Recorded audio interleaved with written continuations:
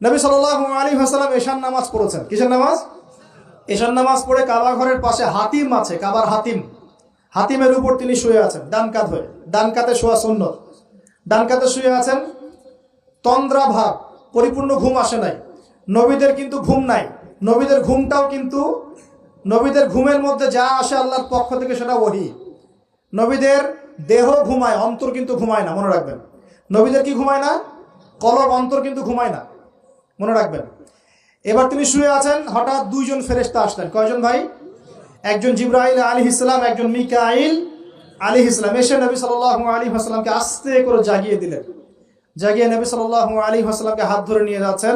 কোথায়? পাশে জমজম কূপের পাশে। পাশে জমজম কূপ আছে, দেখেছিলেন না? যারা হজ উমরা করে আসছেন হয়তো দেখতে পারবেন। এই জমজম আগের মতো তো আর নাই, একটা আইডিয়া পাবেন আর কি। জমজম কূপের পাশে নিয়ে গিয়ে নবী সাল্লাল্লাহু আলাইহি ওয়াসাল্লামকে আবার আস্তে করে শুইয়ে দেওয়া হলো।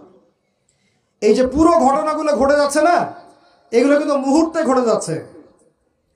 মানে এই পুরো বিশাল ঘটনা ঘটে যাওয়ার পর দেখা যাবে ওই অজুর পানি কেবল গড়িয়ে গড়িয়ে যাচ্ছে, এখনো শেষ হয়নি। মানে সময়কে নিয়ন্ত্রণ করে পৃথিবীর সময়ের ফ্রেম আর আল্লাহ পাকের টাইম ফ্রেম এক নয়।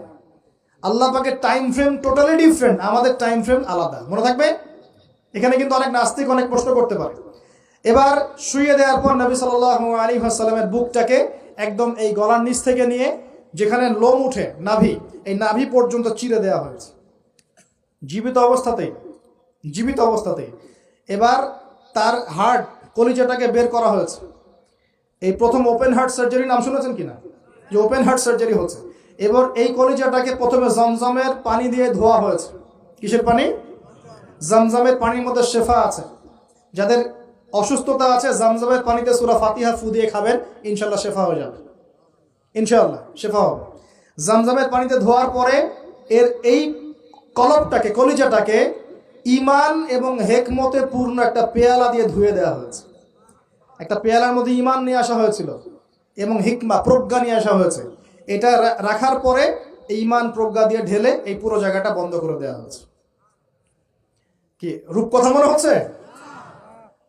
আমরা যে নিঃশ্বাস নিচ্ছি এটাই কি আল্লাহর অলৌকিকত্ব না? এই যে হার্ট আমাদের পাম্প করতেছে, যখন আমরা ছোট বাচ্চা ছিলাম ওই সময় থেকে নিয়ে এখন পর্যন্ত পাম্প করছে, পাম্প করছে। 1 সেকেন্ডের জন্য কি থেমে গিয়েছিল? এটাই তো অলৌকিকত্ব।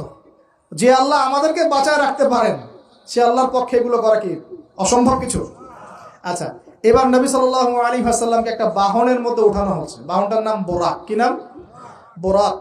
এবার বাহনটা হচ্ছে গাধার চেয়ে একটু বড়, খচ্চরের চেয়ে একটু ছোট এবং একটু লম্বা দেহের, সাদা রঙের। কি রঙের?